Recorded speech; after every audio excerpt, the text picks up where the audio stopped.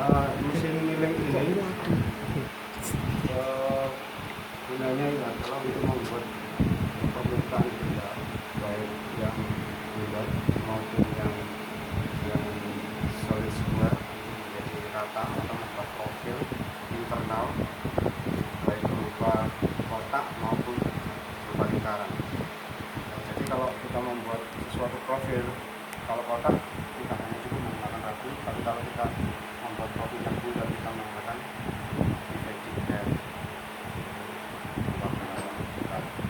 Kemudian saya jelaskan bagian-bagiannya.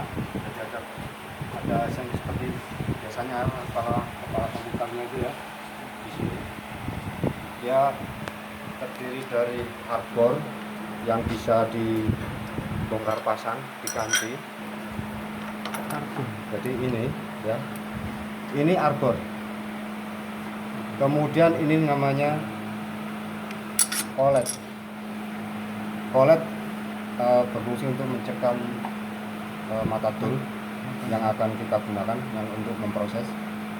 Jadi cara pemasangannya, kolet ini kan dia mempunyai beberapa ukuran sesuai dengan tool yang kita gunakan ya. Kita pasangkan begitu seperti ini, kemudian ditekan sedikit sampai bunyi ya, klik, sehingga ini dipastikan bahwa dia berputar tapi tidak lepas dan posisi merata. Kemudian cara melepasnya hanya cukup di begini kan, ditekan ke samping aja, tekan ke samping. ditekan ke samping. Sekali lagi ditekan biasa begini, kemudian melepasnya tekan samping. Jadi bukan begini ya, ini kalau dipegang begini dia akan terlempar kena muka kita sendiri ya, jadi akan digenggam sedikit ya, paham ya. Kemudian ini bisa diganti dengan arbor yang fungsinya untuk drilling, membuat lubang atau ngebor ya, dengan cara melepas bagian ini, baut ini. Nah, baut ini dilepas, dikendori ya, nggak sampai lepas, jadi dikendori, dia akan berputar kendor, nanti di atasnya dipukul sedikit, pukul begini sampai dia ini turun, glek, baru pegang, dilepas. Oh, jadi tekan dulu terus habis itu dikendori. Bisa saya tolong diambilkan dimplek ya, soalnya kan nggak nyampe.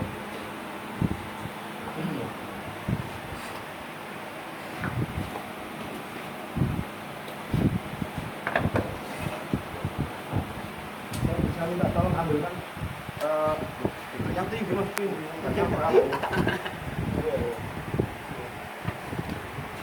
salah satu ngambil ini kunci nomor yang di alat kategori Pojok itu. Iya. Penyantolan. Yang kunci shop pentolan 2 gini, yang Iya. besar segini. Kipas itu. Kunci ring. Ring. Ya. Ukuran. Yang besar itu nomor 17 19 kalau nggak salah, yang besar itu. Cara penggantian arbor. Saya ambilkan dulu ya contohnya. Untuk jadi di dalam kepala putar ini, dia ujungnya ini berbentuk virus. Fungsinya sama seperti kemarin yang saya jelaskan itu ya. Jadi untuk mengeluarkan angin yang ada di dalam supaya dia terikat. Jadi bisa saya ya. Kuncinya satu-satu. Jadi caranya, kalau kalian hadapi mesin ini, hampir semua mesin sama, hampir semua. Cuman ada yang hanya klik lepas, ada yang pakai diputar. Jadi arahkan ke bagian yang terberat, artinya ini yang low itu putarannya berat ya. Putarannya berat. Ya. Kalau ini ke high ya, ke high itu biasanya putarannya ringan, di sini putarnya ringan, tuh kan? Ya, ringan kan?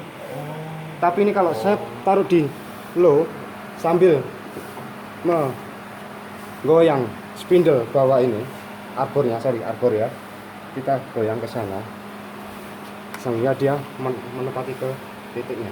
Berat, Pak. Nah sekarang sudah nggak bisa diputar, dia berat ya. Nah, ini untuk memudahkan kita melepas baut ini. Jadi tekan brake-nya ini, remnya ditekan ke bawah, kemudian ini diputar ke arah kiri, kemudian lepas sedikit ya. Kan dia belum turun kan? Iya. Kemudian dikasih ketok dari atas, nggak usah keras-keras, dia sudah turun ya. Baru dipegang, diputar. Oh gitu. Nah, ini jangan sampai benturan dengan sesuatu benda yang lain atau bagian-bagian mesin yang lain sehingga dia menimbulkan cacat. Karena kalau dia sudah cacat, dia nggak akan menempel sempurna di dalam sini. Kalian bisa merasakan di sini. Ini yang baru konvensional. Tapi kalau dia yang di CNC, dia akan dihisap pakai angin, pakai sistem hidrolik apa pneumatik, gitu ya. Udara. Ya, pakai udara. Gitu. Sehingga dia langsung ketarik tanpa dibaut. Itu yang di CNC sama. Cuman ini yang konvensional aja. Jadi ini saya pasangkan kembali. Kalian lihat di sini ada titik apa baut lock, baut knock ya. Di sini ada juga di sini. Ini yang ditempatkan di sini. Sama di CNC juga. Oh, dipaskan. Ya. Kalau di sini saya turunkan dulu ya.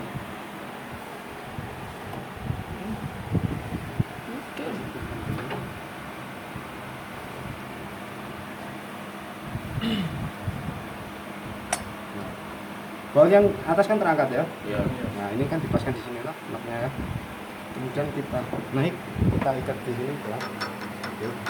Itu ikat itu buat kencangkan ya. Iya betul. Baru dikencangkan. Sama. Seperti waktu kita melepas. Nah, tuh. Kemudian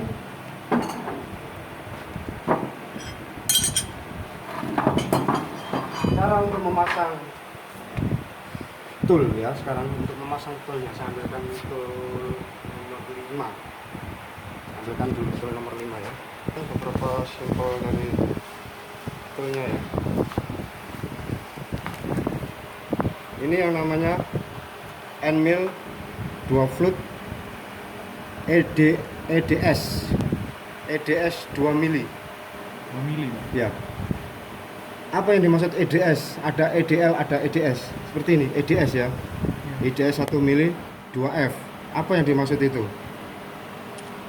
EDS di sini adalah kode S. Itu menunjukkan short ini pendek. Kalau dia EDL, dia long, panjang. Tuh. Ini bedanya. Kayak motor bus itu short. Nah, ini. Oh, ini short juga. Bukan mata bor ini. Mata fresh. Ini ujungnya buntu. Dia memotong benda rata. Ini ujungnya rata. Rata. Rata ujungnya. Itu yang EDL. Nah, ini EDL salah satunya. Oh Ya. besar. Ya. Ini yang disebut EDL, jadi long ya. Kemudian diameternya EDL 10 mili, ini diameter 10 mili. Kemudian bagian ini Pendek. namanya seng, SHANK, seng ya. Nah, jadi cara pemasangannya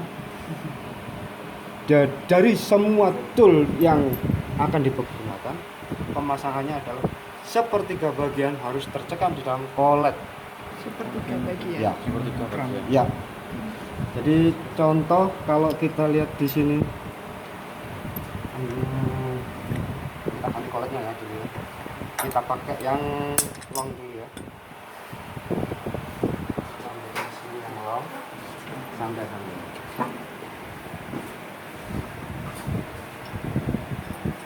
Jadi pemilihan kolet pemilihan diameter kolek itu harus Disesuaikan. pas, tidak boleh pakai sistem ganjel. Apapun yang terjadi, misalkan kita kepepet, ada yang memaksa kita diganjel pakai Kertas. bukan Aluminium. seng kuningan, Hmm. seperti lakbannya mobil itu, lakban kayak seng kuningan, itu diganjel, itu tidak dibenarkan. Bahaya. Selain bahaya, bisa Merusak. mengakibatkan patah karena dia mengikat nggak sempurna, ada sedikit pergeseran dari belnya antara dengan memotong, ada sedikit losses di situ, jadi tidak tercengkeram digunakan ya. sempurna. Jadi harus Harus tepat. benar-benar ya, harus tepat, bukan kita memaksa, bukan, jadi tepat. Jadi ini koleknya dipasang dulu ya, kemudian kalau ini masih kepepet ini ya, kita bisa turunkan atau kita bisa geser. Saya minta tolong itu digeser ke batunya ke sana. Terus sampai dia pray di sini. Karena banyak operator yang selesai menggunakan mesin itu sering dia lupa waktu dia melepas toolnya itu dia jatuh ke sini. Nah, jatuh itu saya pastikan ujungnya ini Ketak dalam. pecah ujungnya. Jadi kalau saya bilang sepertiga bagian, kurang lebih ini bagi 3, ya kan? Di sini, ya, di sini. Ini yang dimasukkan di sini, ya. Kemudian dibatasi sampai dia naik di sini. Kemudian siapa yang tahu namanya kunci ini? Belum tahu. Ini namanya kunci kait. Kunci kait. Iya, karena ada pengaitnya di sini. Semua orang bilang ini kunci kait. Jadi cara penggunaannya dia diarahkan ke sini. Nah, banyak yang sering lupa waktu dia mengencangkan murnya ini keliru ke arah sini, malah melepas. Arah putaran. Akhirnya jatuh. jatuh. Jadi perlu diingat kalau kita tadi ke arah sana, ya, berarti kita kuncinya harus dari sini didorong ke sana. Itu yang perlu diwaspadai. Karena apa? Saya tidak ingin kalian sedikit pun membuat kesalahan setelah saya jelaskan. Oke, sambil tekan remnya. Rem ini nggak usah ditekan ke bawah banget. Dia biasa, pokoknya dia nggak berputar ya. Terus Oh, biar hampir nggak berputar. iya. Kalau kita tanpa memegang grip ini, gimana caranya? Dia akan berputar terus. Jadi pegang ini. Biar kenceng. Nggak usah nggak usah oyok-oyokan ya. Jadi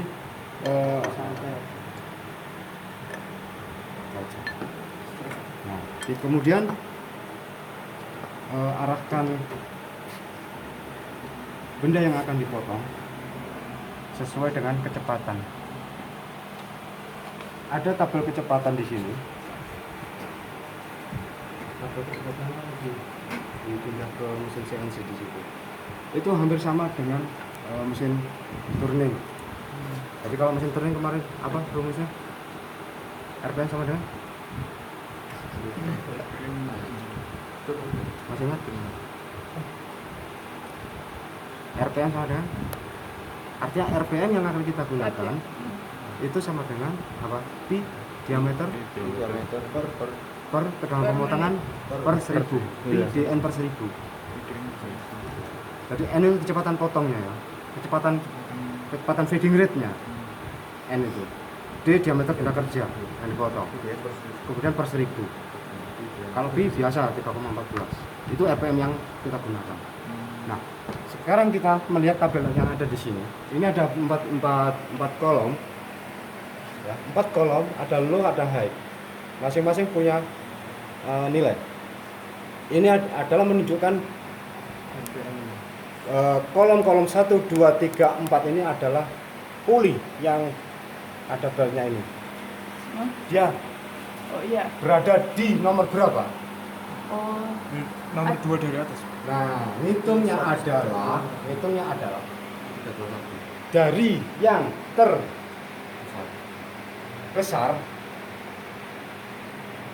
ini kolom nomor berapa?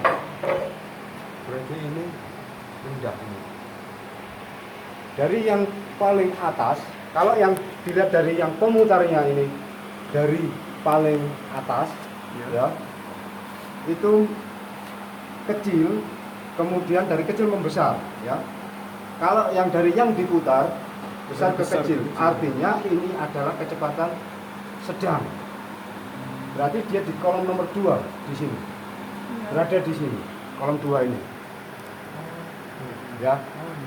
Antara berapa ini? 135 sampai 22 Nah, 20. di antara itu tergantung penempatan selektor ini ke mana.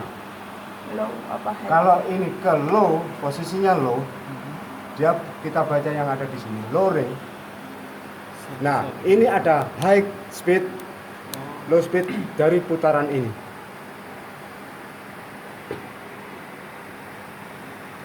Ya, ini berarti kalau kita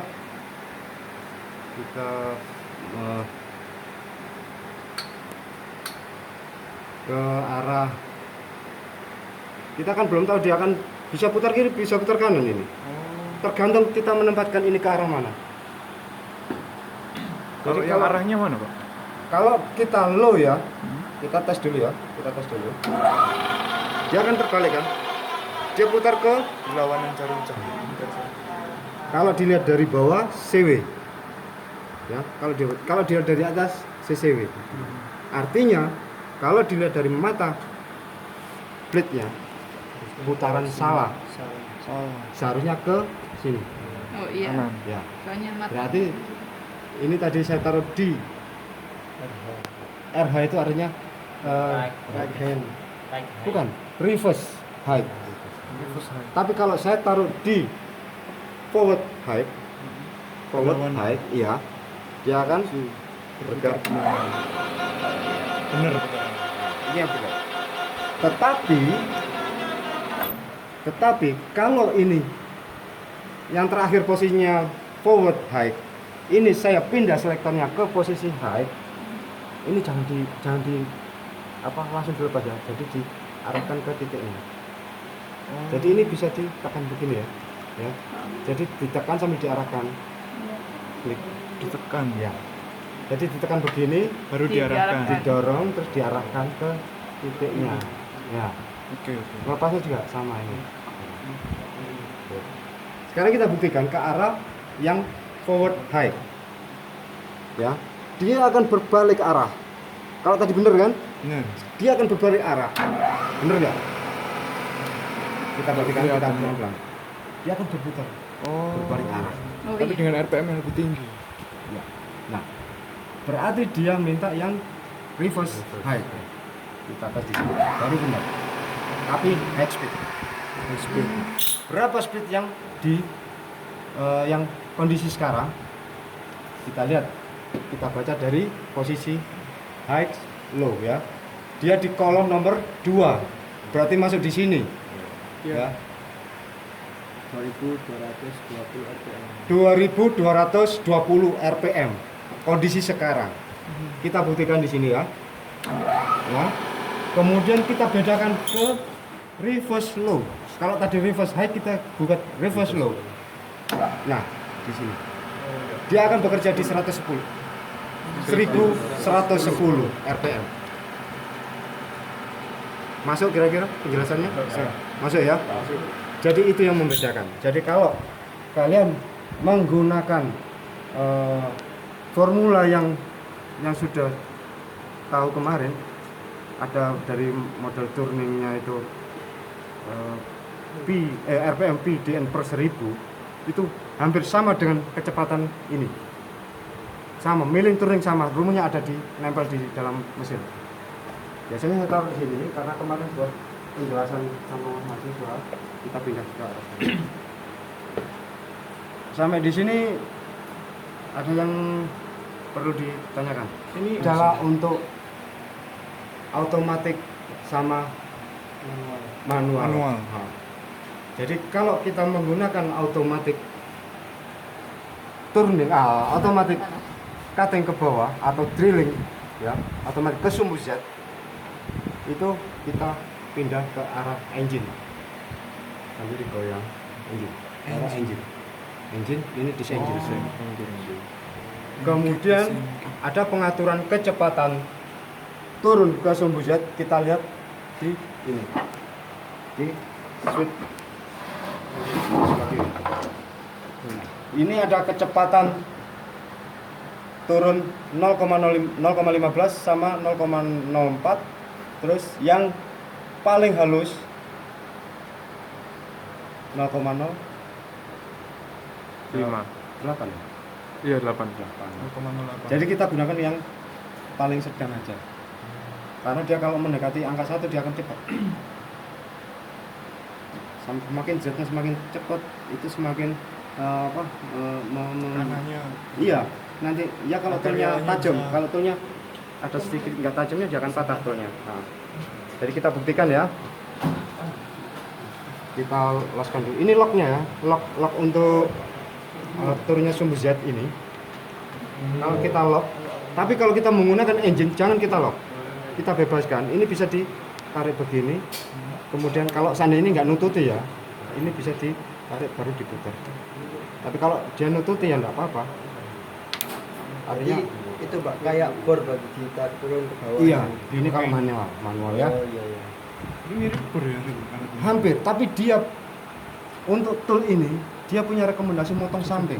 Oh, bisa memotong Motong samping, horizontal. turun bersamaan, turun memotong samping, berputar. Dia ada rekomendasi itu. Tapi kalau bor drilling Cuman bisa hanya ke bawah.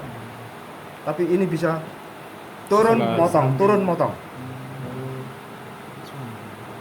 Jadi itu yang membedakan, tadi belum saya sebut ya. Ada yang membedakan 4F, ada 2F. Artinya 4F itu ada 4 flute mata blade. Kalau ini yang 2F, 2 flute, Oh, 4 dua uling. mata itu. 2 blade. Mm-mm. Oh, Mata pisau. pisau. Yang Ah. lancip ada dua. Oh, 2F. Saya biasanya punya contohnya yang kalau nggak salah di sana. Gak seneng soalnya menggunakan 4 itu. Soalnya selalu buat motong saya di sini. Kalau yang dua. nah ini Oh. yang 4F. Oh iya. Dia mempunyai sudut potong berhadapan itu beda dengan sebelahnya. Jadi berseberangan sama, terus sebelahnya lagi sama. Artinya dari sini sama, di sini sama. Bukan di sini sama sini. Jadi sini ini berseberangan. beda. Jadi bersebelahan. Yang satu dia punya sedikit kroak, ada sedikit kroak. Itu bukan cacat ya. Memang begitu. Kalian bisa lihat ya. Bisa di zoom, ada sedikit semacam kroak sedikit di dekat ujungnya. Oh iya kelihatan Pak. Kelihatan ya? Iya iya. Yang satu Ah, miring biasa. Nah, ya yang satunya agak ke itu satu pemotong, yang satu untuk menghaluskan. Oh, Fungsinya di situ. Beda sama yang Dua. memotong semua. dua ini motong. Murni. Jadi untuk kita kalau motong kasar artinya tanpa finishing, Iya. kita bisa menggunakan Dua yang aja 2. cukup. Lebih cepat, lebih cepat. Tapi kalau ini Untuk halus. lama banget. Tapi hasilnya halus. Ya, Bagus. halus kalau kita pakai logam. Halusnya Untuk di situ. bedanya yang short sama yang low itu tadi penggunaannya untuk apa? Nah, long sama short tadi. Jadi untuk kita menggunakan benda yang perlu kedalaman yang akan diproses, seperti umpama ini ya, kita akan memproses sedalam ini, kira-kira 20 mili. Kita nggak perlu menggunakan yang long. Kita, iya. Karena apa? Yang short aja bisa nyampe. Iya. Dan perlu diwaspadai, terkadang seng sama blade-nya atau mata potongnya ini itu mempunyai diameter yang berbeda. Seperti kalian lihat di sini, ada yang Nah ini 2 mili ya. 2 mili. Tetapi sinknya berapa mili? 6 mili. 6 mili. Berarti tirus di ujung situ. Nah di sini punya batas rekomendasi kedalaman potong di sini berapa, sekitar ya kurang lebih 8 mili, kurang lebih 8 mili maksimum Maksimum kedalaman di- memotong. Lebih dari itu dia akan mempunyai profil yang berbeda di sini. Jadi nanti jadi agak lebar gitu. Ya jelas mengenai di bagian yang melebar ini dia ada Maksimumnya rekomendasinya. sampai sini aja. Ya. Jadi setiap tool dia punya rekomendasi. Dia mempunyai diizinkan kecepatan potong berapa, kedalaman pemotongan berapa. Iya Pak, untuk mata pisaunya itu untuk material apa saja apa harus tertentu? Misalkan untuk metal itu Tertentu. ganti lagi. Tertentu. Oh tertentu. Jadi seperti kita waktu turning untuk ST37 kemarin ya, itu kita cukup menggunakan HSS sama. Ini juga HSS. SS. Ya, high speed steel. Ada yang carbide Karbon yang untuk hitam. metal. Ya. Baja SS. Nah, ini yang carbide. Cirinya dilihat dari segi fisik atau berat badan, berat Kan sih. bendanya Hmm. hampir Hijau. 3 kali lipat Tekanan. yang HSS. Karbon itu. Iya. Tekan terus. Tekan. Sama diameternya, sama-sama diameternya, Sama dimensinya, tapi cuman beratnya berbeda. beratnya bisa 3 kali lipatnya. Hmm. Coba kalian bisa merasakan ya. Dan tidak diizinkan memegang blade-nya. Hmm. Karena apa? Tangan kita mengandung garam. Kumpul. Bukan, berkarat. Karat. Ini yang long shank ya. Tapi dia bentuknya sama. Dari diameter blade-nya sama diameter shank-nya sama. Ini banyak digunakan di mesin CNC. CNC. Iya, karena untuk proses kedalaman ini paling akurat. Yang blade 4 blade.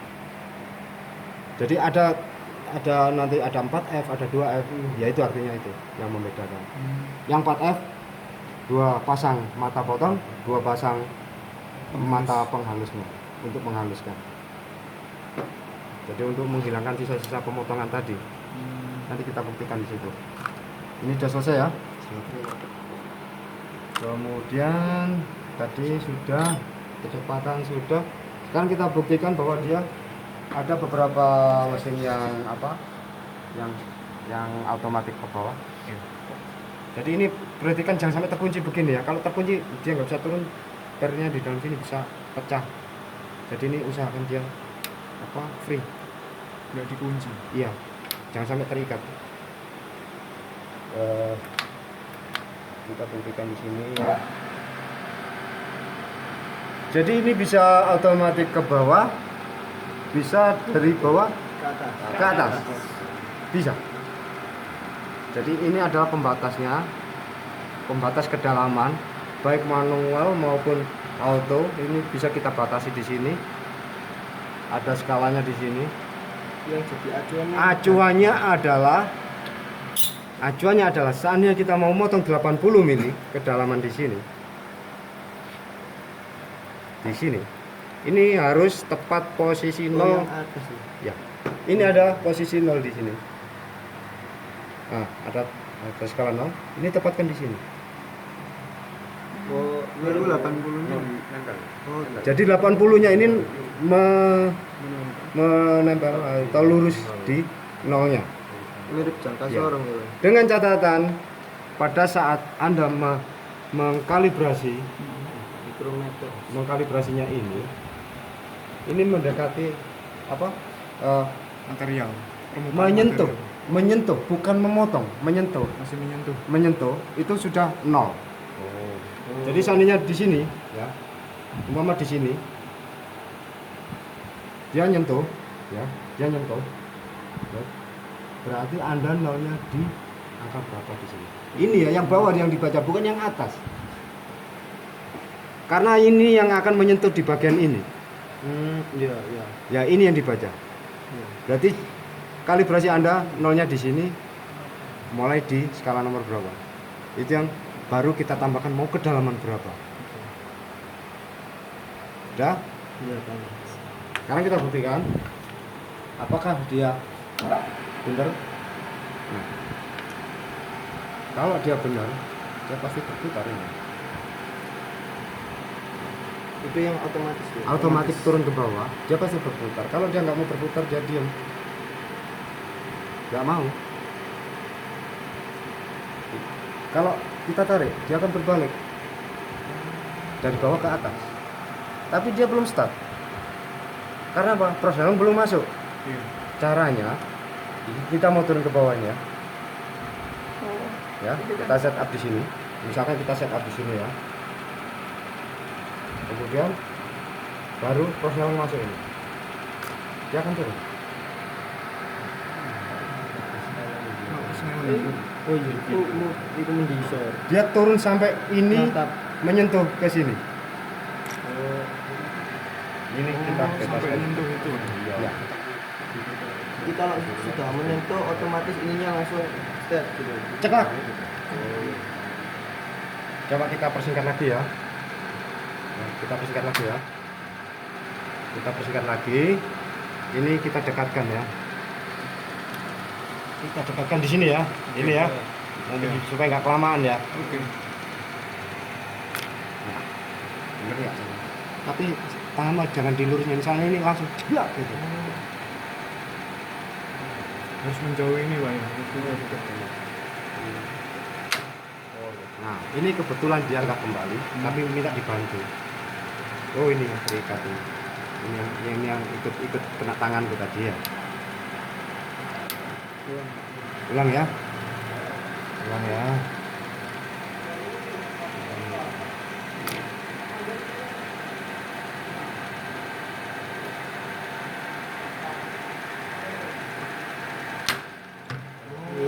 Bener. Muter. Ya. Iya. Gimana cara stop? Stopnya? Oke. Ininya. Direm dulu terus di off. Salah. Salah. Di persnelingnya di Cara menghentikan mesin ini atau merubah seperti kondisi awal, matikan powernya di sini dulu, switchnya di sini, baru di Rem. Harus direm. harus. Kalau enggak dia akan berputar terus. Contoh gini terus. Asamen tekam ya kok, pakai tangan begini. Ini mata pisaunya ini kalau sudah pakai Panas. tangan, tulang mesti kena, kelihatan mesti tulang. Yakin saya, pasti kena tulang. Perlu diingat ya. Jadi setiap mekanik mesin-mesin tidak ada yang alat tidak bahaya, semua bahaya tergantung operator. Kalau operatornya itu taat